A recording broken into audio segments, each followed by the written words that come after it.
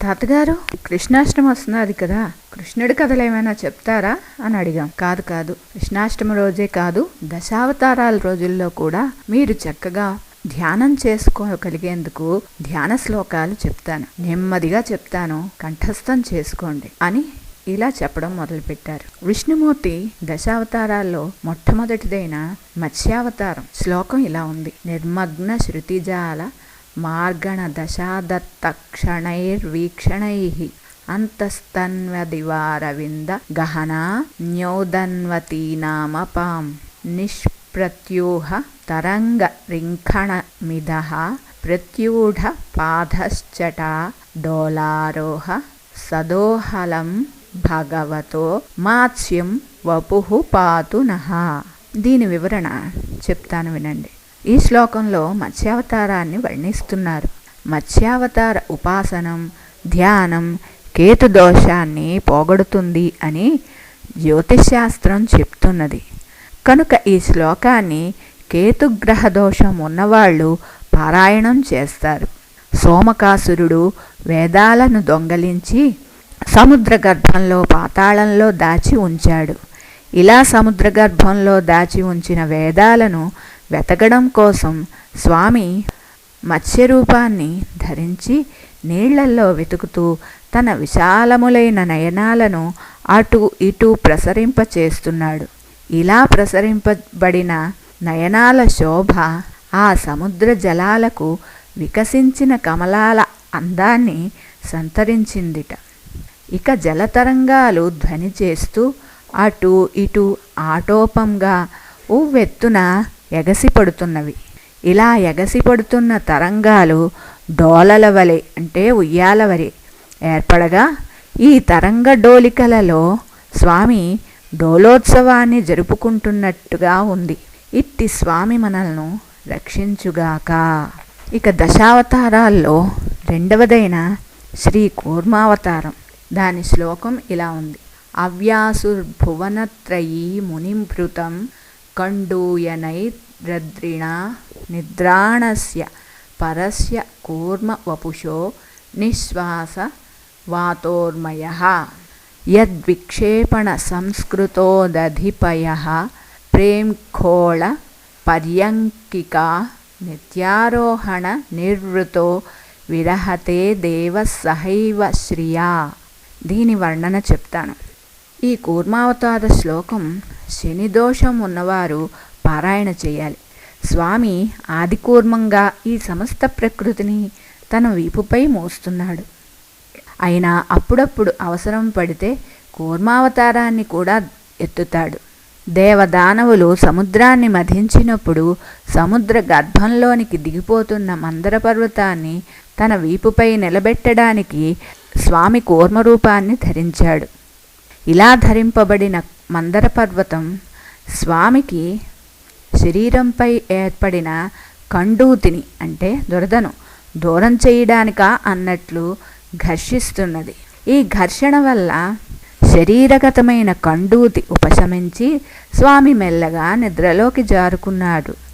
నిద్రిస్తున్న స్వామి తన ముక్కుపుటాల నుంచి శ్వాస వాయువులను పైకి వెదజల్లుతున్నారు. దీనివల్ల సముద్ర జలాలు పైకి ఉత్క్షిప్తాలై తరంగపు పల్లకీలు ఏర్పడగా వాటిపై కూర్మరూపుడైన నారాయణుడు లక్ష్మీ సమేతుడై అధిష్ఠించి విహరిస్తున్నాడట. ఇలాంటి వైభవాన్ని కలిగించిన స్వామి యొక్క ఉచ్ఛ్వాస వాయువులు రక్షించాలని అంటున్నారు. అంటే మందర పర్వతాన్ని ఎత్తడం వల్ల స్వామికి అలసటే లేదని దీని అర్థం అన్నమాట.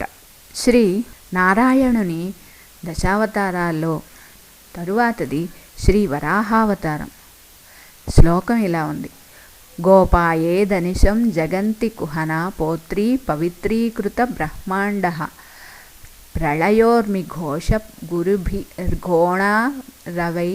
ఝుర్ఝురైః యద్దంష్ట్రాంకుర కోటిగాఢ ఘటనా నిష్కంప నిత్యస్థితిః బ్రహ్మస్తంభ మసౌదసౌ భగవతి ముస్తేవ విశ్వంభరా.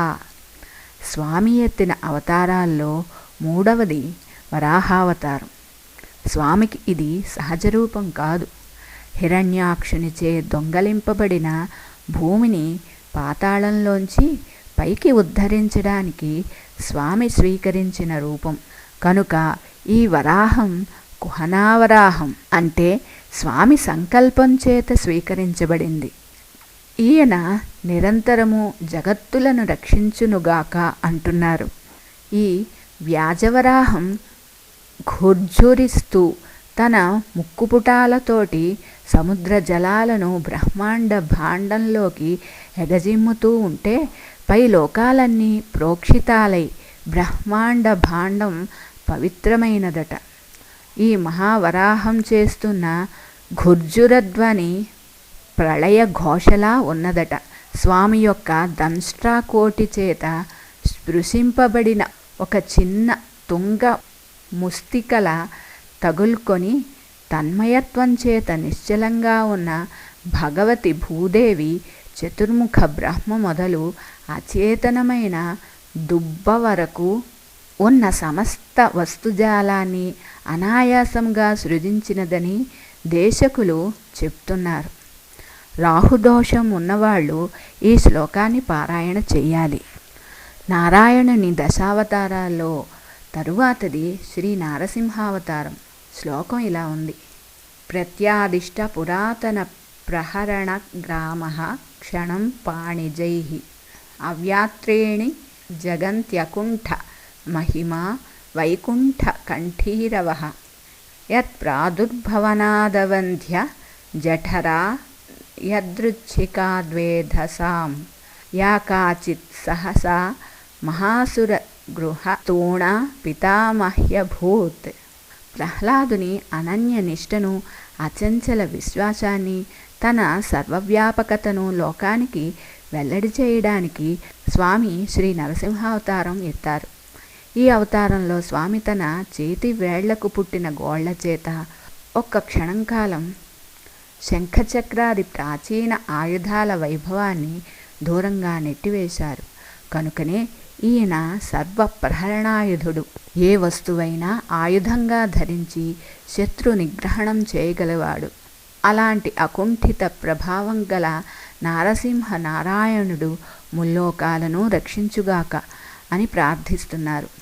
ఈ అవతారంలోని మరొక విశేషం, ఒక రాక్షస గృహంలోని స్తంభం సాక్షాత్తుగా భగవద్ ఆవిర్భావ కారణమై చతుర్ముఖ బ్రహ్మలందరికీ పితామహి అయినదట. ఎందువల్ల నాయనమ్మ? ఎందువల్ల అంటే తాను అనుకోకుండగానే తన గర్భసాఫల్యాన్ని లోకానికి చాటగలిగిందిట ఆ స్తంభం. ఇలా ఒక అచేతన స్తంభానికి కూడా వైభవాన్ని ఊహింపనలవి కాని విధంగా కలిగించి నరసింహుడు జగత్తులను రక్షించుగాక అంటున్నారు. ఈ అవతార శ్లోకాన్ని కుజదోషం ఉన్నవాళ్ళు పారాయణ చెయ్యాలి. శ్రీమన్నారాయణుని తరువాత అవతారం శ్రీ వామనావతారం. శ్లోకం ఈ విధంగా ఉంది: విరీడా విద్ధ వదాన్య దానవ యశోనాసీర ధాటీభట స్త్రైయక్షం మకుటం పునన్నవతు న స్త్రైవిక్రమో విక్రమః యత్ప్రస్తావ సముచ్ఛ్రిత ధ్వజపటి వృత్తాంత సిద్ధాంతిభిః శ్రోతోభిస్సుర సింధురష్టసు దిశా సౌధేషు దోధూయతే.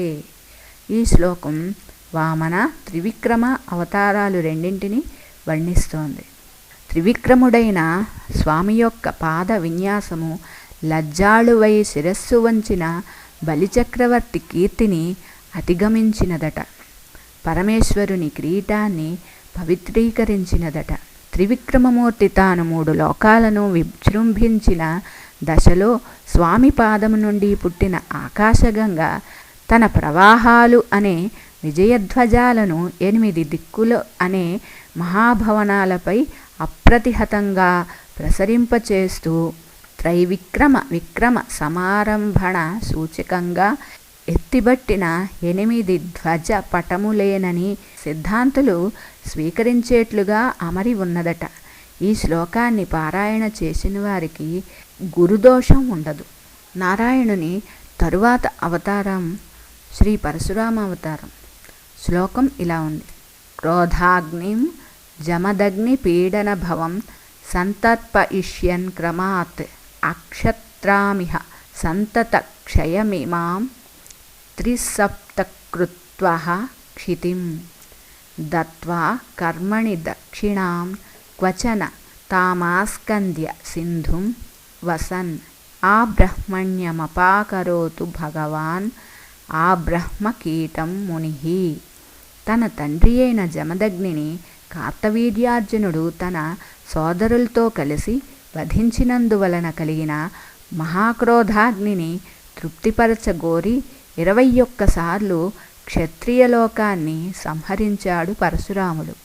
ఈ విధంగా భూమినంతటిని క్షత్రియరహితం చేశాడు. క్షత్రియ సంహార మూలంగా తాను స్వాధీనపరుచుకున్న భూమిని ఒక యజ్ఞకర్మలో కశ్యప ప్రజాపతికి దానం చేశాడు. అతనికిచ్చిన మాటకు ధీటుగా భూమిని పూర్తిగా విడిచిపెట్టి సముద్రాన్ని ఆక్రమించి సముద్ర తీరాన ఉన్న మహేంద్రగిరిపై నివసిస్తూ ప్రతిజ్ఞాపాలనా దక్షుడైన పరశురాముడు ప్రాణికోటికి ఏర్పడిన సమస్త అమంగళాన్ని దూరం చేయునుగాక అని స్తుతిస్తున్నారు. ఈ శ్లోకాన్ని శుక్రగ్రహ దోషం ఉన్నవాళ్ళు పారాయణ చేయాలి. నారాయణుని దశావతారాల్లో తరువాతదైన శ్రీరామావతారం శ్లోకం ఇలా ఉంది: పారావారపయో విశోషణ కళా పారీణ కాలానల జ్వాలాజాల విహార హారి విశిఖ వ్యాపార ఘోరక్రమః సర్వావస్థ సకృత్ ప్రపన్న జనతా సంరక్షణైకవ్రతీ ధర్మో విగ్రహవాన్ అధర్మ విరతిం ధన్వీ స తన్వీత నః. శ్రీరామచంద్రుడు సముద్రాన్ని దాటి లంకకు చేరి రావణ సంహారం చేయదలిచాడు. అందుకొరకు సేతు నిర్మాణానికి కావలసిన మార్గాన్నిమ్మని సముద్రాన్ని ప్రార్థించాడు. రాముని మాట పెడచెవిని పెట్టి స్తబ్దుడై ఉన్న సముద్రుని చూచి క్రోధపడి శ్రీరామచంద్రుడు ఆశీవిషం వంటి భయంకరాగ్నులు వ్రెడలగ్రక్కే బాణాన్ని ప్రయోగించదలిచాడు. ఈ బాణం సముద్రాన్ని ఒక్క క్షణంలో ఇంకింపజేయగలదు. కాలాగ్ని విజృంభణాన్ని సహితం అతిశయించింది. అలాంటి ఘోర శర వ్యాపారం కల శ్రీరామచంద్రుడు ఏ అవస్థలో ఉన్న ప్రపన్నుణ్ణైనా రక్షించి తీరుతానని వ్రతం పట్టాడు. మూర్తి భవించిన ధర్మస్వరూపుడు ఇట్టి రాముడు అధర్మాన్ని ప్రశమింపచేయాలి అని ప్రార్థిస్తున్నారు. సూర్యవంశంలో ఆవిర్భవించిన శ్రీరామచంద్రుని స్తుతిచే ఈ శ్లోకాన్ని పారాయణ చేస్తే సూర్యగ్రహ మూలంగా ఏర్పడిన దోషాలన్నీ తొలగిపోతాయి.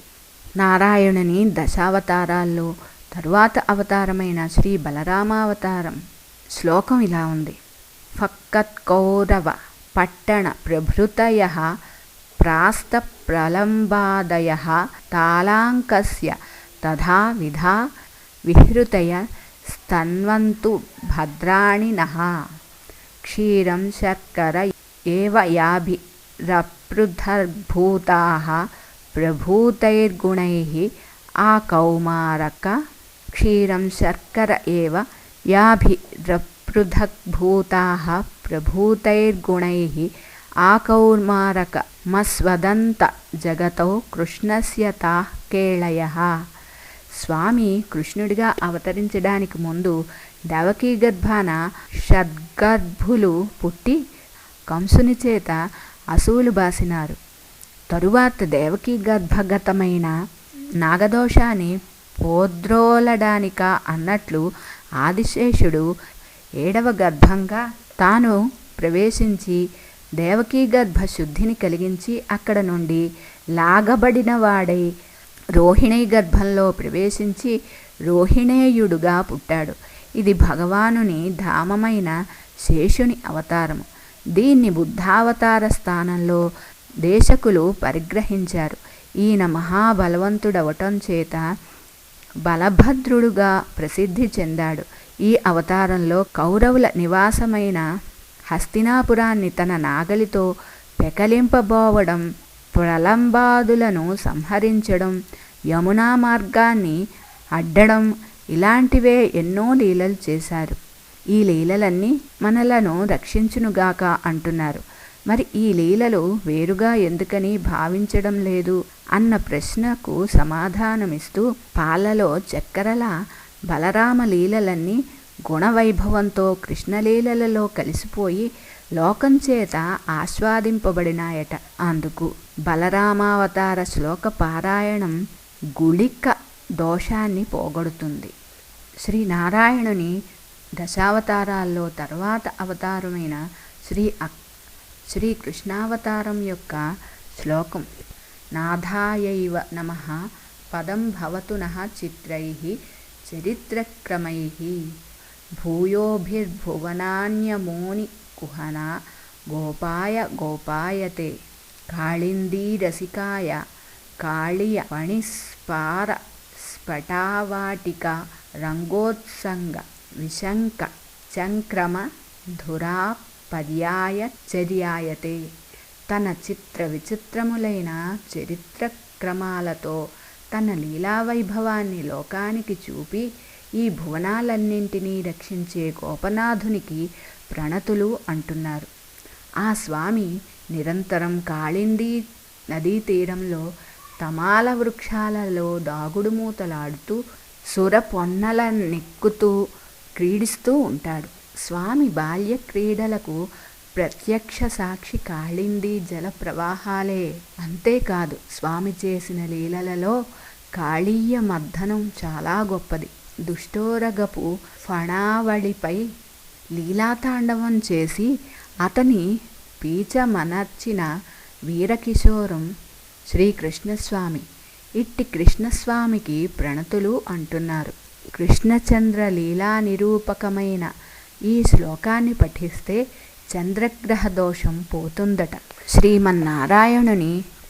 శ్రీమన్నారాయణుని దశావతారాలలో తరువాతది శ్రీ కల్కి అవతారం.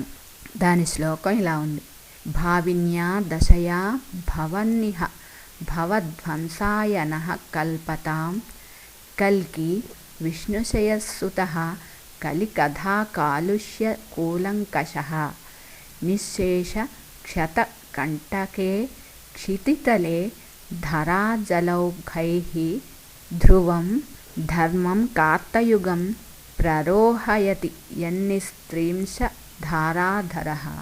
విష్ణు యశస్సుని పుత్రుడైన కల్కి కథాశ్రవణం చేస్తే కలి కథా కాలుష్యం పోతుందట. ముందు ముందు రానున్న తన అవతార దశచే కల్కి సంసార విధ్వంసనాన్ని కలిగించాలని ప్రార్థిస్తున్నారు. కలిదోషం చేత ఈ భూమి దుర్భర స్థితిని పొందినప్పుడు తన నిశిత ఖడ్గధారలచే అధార్మికుల శిరస్సులు దురిమి భూతలాన్ని పరిపూర్ణంగా కంటకరహితం చేస్తాడు స్వామి. కలిదోష ప్రశమనం చేసి మళ్ళీ కృతయుగ ధర్మం ఈ భూమిపై ఆవిర్భవించేలా లోకాన్ని ఉద్ధరిస్తాడు స్వామి అని స్తుతిస్తున్నారు. ఇలా స్వేచ్ఛాకల్పితమైన మీన రూపం, కచ్చప రూపం, మహావరాహ రూపం, నృసింహ రూపం, వామన రూపం, రామరూపం, బలరామ రూపం, కృష్ణ రూపం, కల్కి రూపం అనే ఈ దశావతార మూర్తులను నిరంతరం ధ్యానిస్తూ ఆయా అవతార లీలలలోని గుణాలను కీర్తిస్తూ కాలయాపనం చేసే మహానుభావులు ఈ భువనాన్ని పరమపావనం చేస్తారని తమ స్తుతుల్లో కీర్తించారు. కల్కి అవతార శ్లోకాన్ని బుధదోషం ఉన్నవాళ్ళు పారాయణ చేయాలి. పిల్లలు చూడండి, మనకి ఉన్న దోషాలు పోగొట్టుకోవడానికి శ్రీమన్నారాయణుని యొక్క ఈ దశావతార శ్లోకాలు కంఠస్థం చేసి ప్రతి అవతార జయంతికి హాయిగా చదువుకొని స్వామి అనుగ్రహాన్ని పొందండి అని తాతగారు మాకు చెప్పారు. ఈ వీడియో కిందనే కామెంట్స్ బాక్స్ దగ్గర నేను ఈ శ్లోకాలన్నిటినీ తెలుగులో టైప్ చేసి పెడుతున్నాను. ఎవరైనా రాసుకోలేని వాళ్ళు అది చూసి రాసుకోవచ్చని.